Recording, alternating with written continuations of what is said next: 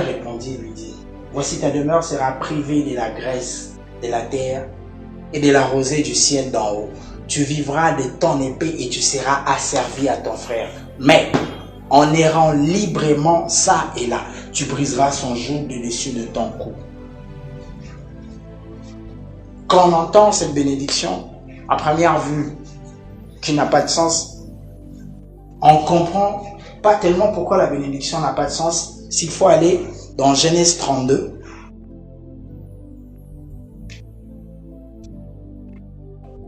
Genèse 32, 29, je crois. Ce sont les deux versets que je trouvais. Jacob l'interrogeant en disant, fais-moi, je t'ai pris connaître ton nom. Il lui répondit, pourquoi demandes-tu mon nom? Et il le bénit là. Ici encore, on nous parle de bénédiction. Bénédiction, bénédiction, bénédiction. Mais en réalité, ces mots veulent dire quoi? Bénédiction. Bénédiction veut simplement dire, dire du bien. En réalité, les mots bénédiction veut simplement dire du bien. Alors, qu'est-ce qui se passe? Jacob a volé la bénédiction de son frère, comme nous le connaissons tous. Il a volé la bénédiction de son frère, il est parti. Et quand il est parti, Ésaü reste, il vient après, il se rend compte que sa bénédiction est partie, alors il est très fâché. Il s'est fâché, il s'est dit, mais comment il a pu prendre ma bénédiction? Comment il a pu prendre ce qui était à moi? Et son père lui dit, ok, tu sais, je n'ai plus de bénédiction pour toi. Il dit, mais comment tu peux manquer des bénédictions pour moi? Tu n'avais que ça comme parole. Tu n'avais que ce que tu lui as donné. Tu n'as même pas gardé un peu pour moi. Ésaü est très fâché. Pourquoi? Parce que Jacob est parti avec les paroles des bénédictions de son père. Mais pendant que je lisais, le Saint-Esprit m'a dit, examine bien d'abord les paroles de Jacob et d'Isaac et tu vas comprendre. Alors quand on lit, Isaac dit à Jacob ceci, il lui dit, tu ne manqueras jamais de rien. Les vins et les pains seront sur ta table. Ce qui veut dire que tu auras toujours à manger et ta maison sera toujours en abondance. Isaac donne à Jacob ce que le monde peut donner. C'était une bénédiction, à mon avis, je dirais, tout à fait normale, comme toute autre bénédiction. C'est comme aujourd'hui, un père dira à son fils, tu ne manqueras jamais de rien, tu seras toujours riche dans ta vie. C'est bien bon de donner ce genre de bénédiction à son fils. C'est bien même, c'est très bien, je dirais. Mais ce n'est pas le plus important. Ce que nous n'avons pas compris dans ces textes, je ne sais pas si tout le monde le voit comme moi, mais je dirais celui qui reçoit les mieux de toutes les bénédictions, c'est Ésaü. Je sais que beaucoup me diront, non, mais Ésaü n'a presque rien reçu. Oui, mais il reçoit la meilleure des bénédictions. Et on va comprendre cela après. Parce que quand Jacob s'en va, Isaac dit à Ésaü, tu seras libre et tu marcheras ça et là. Ce que Jacob n'avait pas, c'était la liberté. Parce que déjà, s'il est parti, c'est parce qu'il s'est enfoui. Il est parti parce qu'il n'était pas libre. Isaac, en donnant la bénédiction, il lui donne tout ce que le monde pouvait lui donner. Mais il a oublié de lui donner le plus important. Et c'est la bénédiction que venait de recevoir Ésaü. Mais à première vue, sans importance. Ésaü a foulé la bénédiction de son père. Il s'est dit, ça ne sert à rien. Comment peux-tu me donner ça? Ça, c'est le peu qui restait de toi. Comment as-tu pu me donner ça? Moi, je voulais les mieux. Ésaü n'est pas le seul à penser ça, parce qu'aujourd'hui, nos églises nous ont aussi inculqué ça. Que quand on parle de bénédiction, c'est plus financière, c'est plus matériel. C'est ce qu'on a appris. Or, en réalité, ce n'est pas toujours ça. Et Jacob nous apprend même que être riche et être grand, ce n'est pas ça la bénédiction. Parce que Jacob avait deux choses qui lui manquaient. Et ce sont ces deux choses qu'Ésaü a reçues. La première des choses, c'est que Jacob n'était pas en paix. Depuis le jour où il a quitté sa maison, quand il est parti, il n'était pas en paix. La deuxième des choses, c'est que Jacob n'était pas libre. Il n'était pas libre de ses mouvements parce que déjà quand il est arrivé, il a commencé à travailler pour son oncle. Donc il ne pouvait pas aller n'importe où. La preuve, quand Jacob décide de s'en aller avec toute sa famille, Laban les suit parce qu'il était sous les ordres de Laban. Il ne pouvait pas partir sans son autorisation. C'était comme un esclave qui travaillait sous les jougs de quelqu'un. Il n'avait pas le droit de partir. Or Isaac dit à Ésaü, tu vas errer librement. Tu partiras de gauche à droite quand tu voudras, comme tu le voudras. C'était quelque chose que Jacob n'avait pas reçu. Jacob n'a pas reçu cela. Et j'ai parlé de paix. Jacob n'était pas en paix. La première des choses, nous le savons. Jacob a eu 2 femmes. Et il n'était pas en paix dans sa maison parce que il y avait une femme qui donnait des enfants, il y en avait une qui ne donnait pas des enfants. Et alors tout le temps, celle qui ne donnait pas des enfants créait des problèmes. Et ça créait des problèmes tout le temps. Il y avait tout le temps un problème. À la maison, il y avait des problèmes. Quand il partait, il avait des problèmes. Déjà, comme j'ai commencé à dire, il n'était pas libre parce qu'il est venu avec l'idée de se marier avec une seule femme. Mais après, il est devenu polygame. Et le fait qu'il manquait de paix à cause de ses enfants a fait en sorte qu'il puisse avoir des enfants avec 4 femmes, ce que Jacob n'avait jamais prévu. Pourquoi ? Parce que toutes ces choses les suivaient derrière lui. On va dire non, il avait pris une bénédiction qui n'était pas à lui. Non, Jacob était béni. Il avait tout ce qu'il voulait. Il avait les femmes, il avait l'argent. Quand il cite ses biens ici, on voit comment il était en train de partager ses biens. On se rend compte combien cet homme était riche. Il avait beaucoup de biens. Mais seulement, il n'était pas libre. Il n'avait pas de paix. Jacob est parti, il est tourmenté.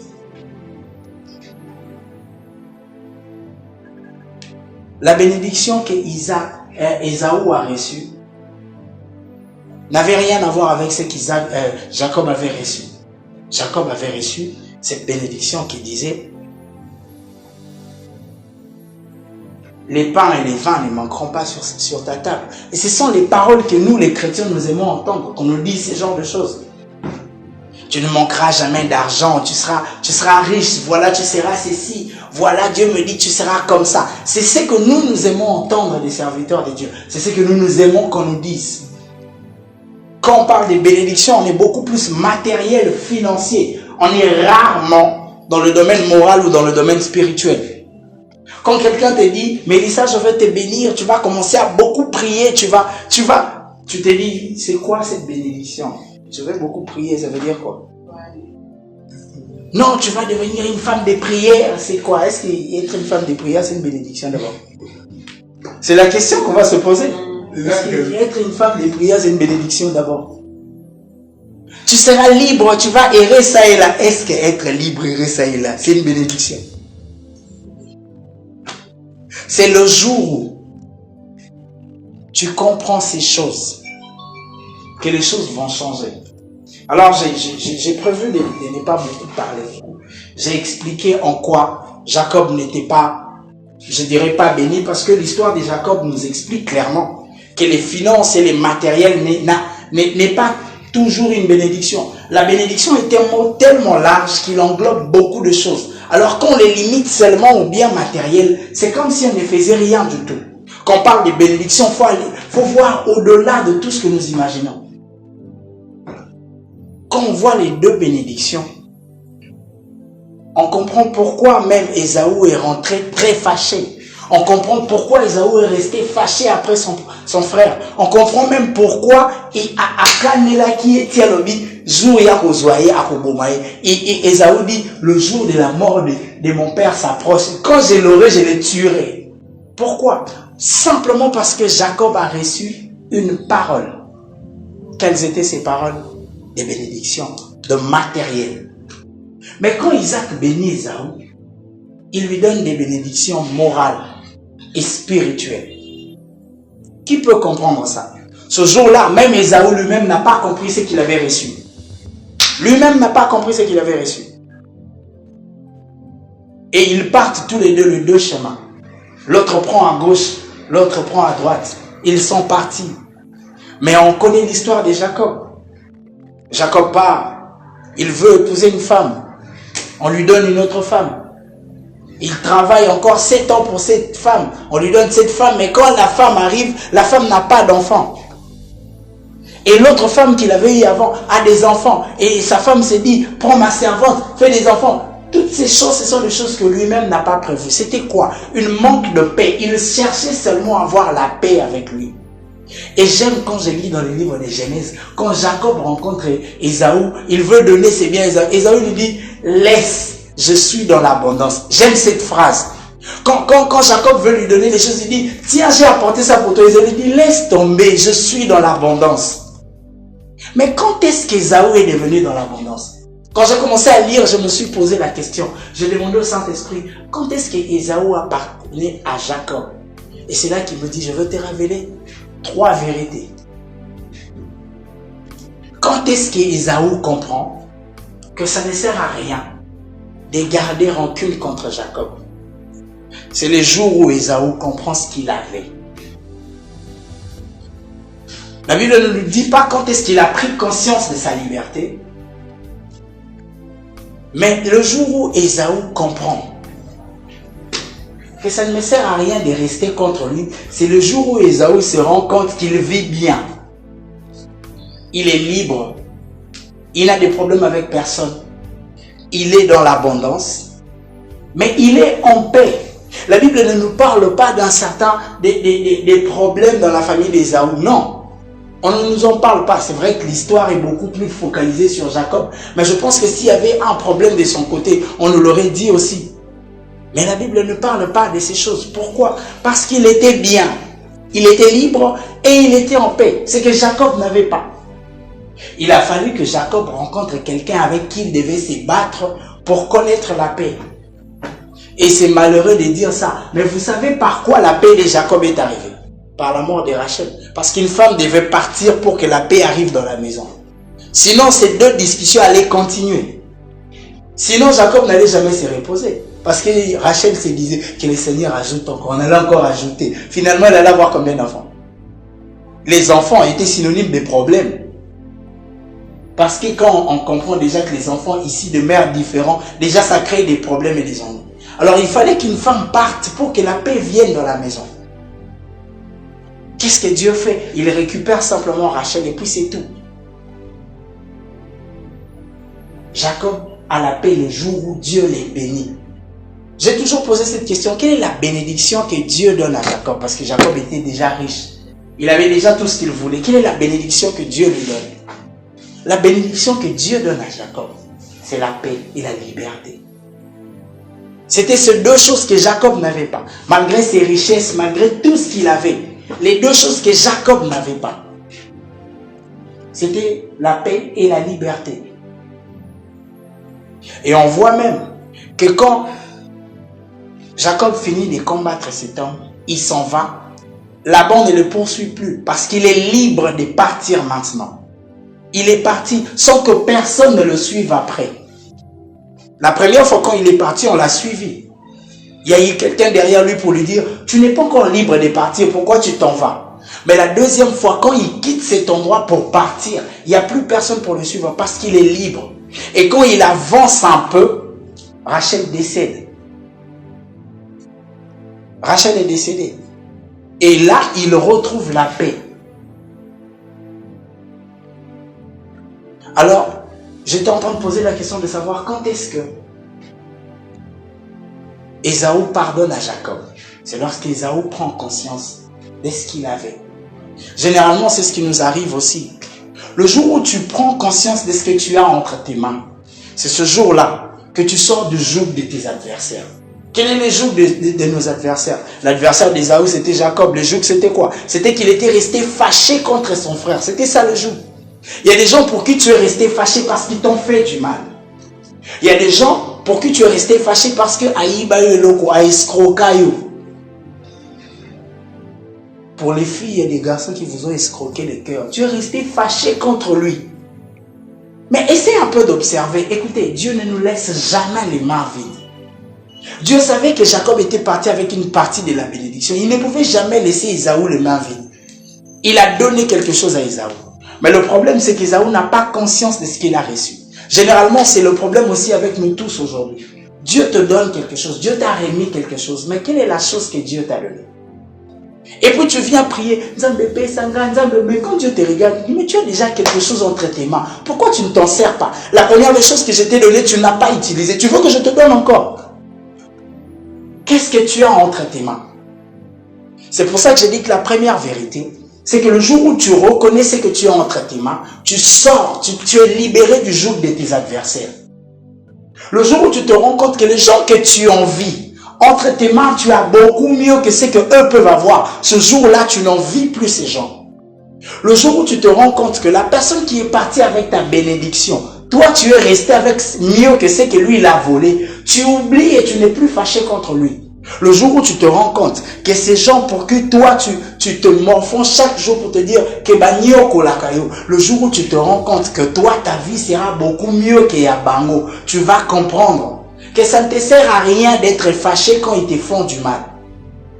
Le jour où tu reconnais ce que tu as entre tes mains, tu sors du joug de tes adversaires. Ça c'est la première vérité. La deuxième vérité c'est le jour où tu sais ce que tu as entre tes mains, Dieu t'ouvre les yeux sur ton entourage. Le jour où tu sais ce que tu as entre tes mains, tes yeux sont ouverts pour voir ce qu'il y a autour de toi. Quand Agar est dans les déserts, elle est en train de pleurer parce qu'elle n'avait plus d'issue pour son fils. Quand l'ange vient, la première des choses que l'ange lui dit c'est « Agar, qu'as-tu » Qu'est-ce que tu as entre les mains? Et il se rend compte qu'il avait encore cette gourde entre ses mains. Et quand elle ouvre les yeux, c'est là qu'elle voit les puits. Ce qui veut dire que tant qu'elle n'avait pas encore vu ce qu'elle avait entre les mains, elle ne pouvait pas chercher de l'eau. Elle ne pouvait pas voir le puits. Écoutez, le puits n'est pas sorti. Non, le puits était déjà là. Elle ne voyait pas le puits simplement parce qu'elle n'avait plus conscience de ce qu'elle avait entre ses mains. Pourquoi? Parce que dans sa tête, maille et sili, ce qui veut dire que le gourde n'a plus d'importance. Donc il oublie même que c'était entre ses mains. Il fallait que l'ange vienne lui dire, qu'est-ce que tu as entre tes mains? Pour qu'il comprenne que j'ai quand même quelque chose et ça me sert à quoi? À puiser de l'eau. Et quand il le cherche, il se rend compte qu'il y a quelque chose à côté de lui et il va puiser de l'eau. Qu'est-ce que Dieu a mis entre tes mains? Qu'est-ce que Dieu t'a donné? Quand tu te places sur ce que les autres ont, commence par observer qu'est-ce que Dieu t'a donné à toi. La troisième vérité, c'est le jour où tu sais ce que tu as entre tes mains, tu comprends exactement aussi qui tu es. Quand Dieu dit à Moïse, tu es le libérateur d'Israël, va libérer Israël, Moïse dit, tu m'envoies là-bas, de toutes les façons, qu'est-ce que je vais aller faire là-bas? Moïse ne savait pas que c'était lui le libérateur. Alors Dieu lui demande, qu'as-tu entre tes mains? Il voit les bâtons.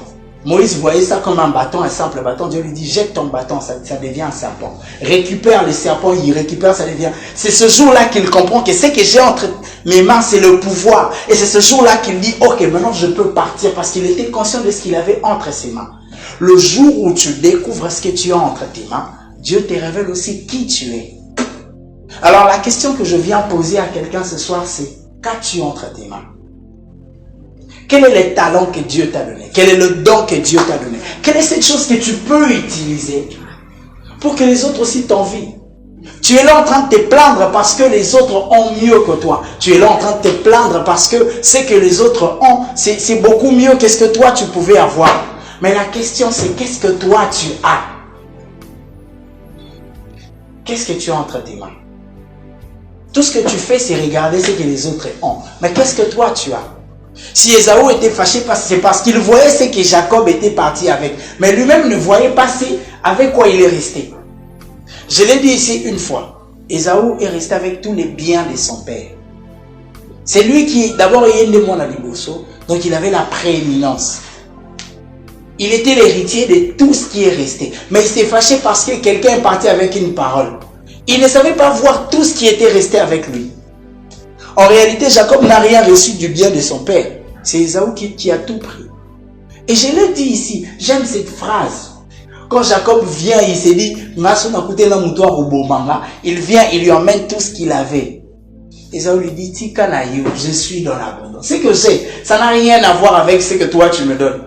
Et Arnaud l'a dit ici l'autre jour. Ésaü est venu à la rencontre de Jacob avec 600 hommes. C'est quand la richesse d'une personne, c'est voir avec le nombre de personnes qu'il tire derrière lui. S'il avait la capacité de traîner 600 hommes derrière lui, ça veut dire qu'il était beaucoup riche, il était très riche. Jacob avait combien de personnes derrière lui? À part sa famille, il avait combien de personnes? Il avait quelques esclaves avec lui. Ce qui veut dire qu'en réalité, Ésaü est resté beaucoup plus riche que Jacob. Malgré tout ce qu'il a reçu, malgré tous les bétails qu'il avait, Ésaü est resté beaucoup plus riche que lui. Et Olia Van Danae, il est venu, il a encore béni Ésaü. Aujourd'hui, pendant que j'étais en train de préparer ces messages, le Saint-Esprit m'a révélé une chose. Il dit, Jacob est peut-être parti avec la parole.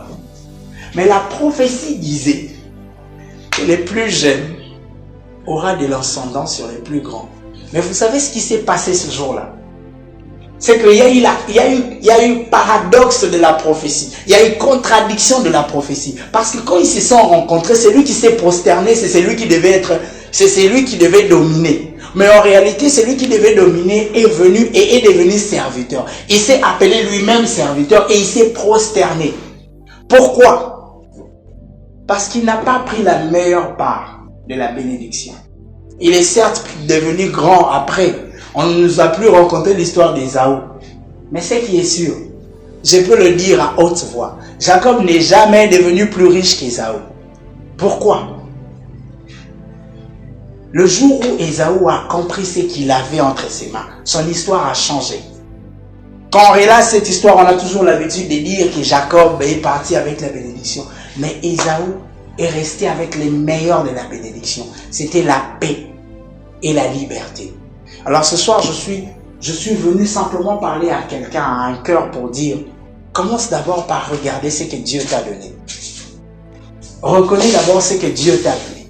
Regarde au-dedans de toi, à l'intérieur de toi-même. Qu'est-ce que Dieu t'a donné? Ne regarde pas ce que les autres ont. Toi, à toi-même d'abord, Dieu t'a donné quoi? Qu'est-ce que Dieu t'a donné? Le jour où tu reconnais ce que Dieu t'a donné, ces trois choses vont se passer dans ta vie.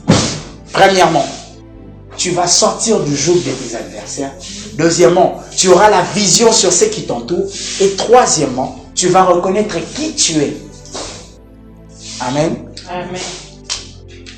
J'aimerais qu'on prie pour que quelqu'un prie pour que Dieu lui révèle ce qu'il a entre ses mains. Tu vas demander à Dieu, tu dis, Seigneur, révèle-moi qu'est-ce que j'ai. Quelle est cette chose que tu m'as donnée? Peut-être de moi-même, je veux que tu m'aides à voir exactement ce que toi tu m'as donné, afin que je puisse l'exploiter. Prions. Éternel Dieu, je bénis ton nom et je te rends grâce parce que tu es Dieu. Merci Seigneur parce que ce soir tu es venu parler à ton peuple.